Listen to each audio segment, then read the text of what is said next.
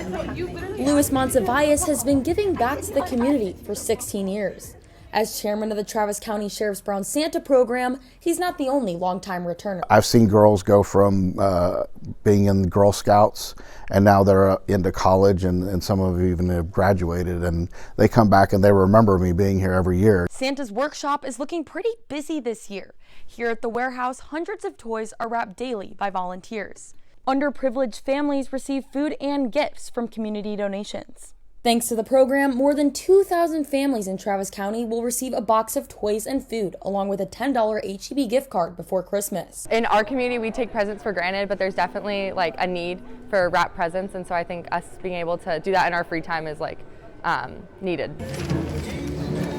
Each year, Brown Santa brings in over 2,400 volunteers. With the pandemic, that number was cut in half last season.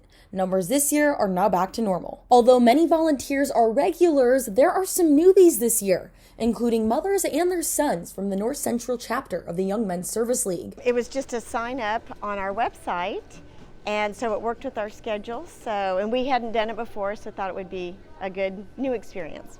Monsiváis says the program is a way for many to give back who have suffered from financial hardship growing up. I had to have a program like this for a Christmas, so that's one of my draws to this program. Is my way of giving back.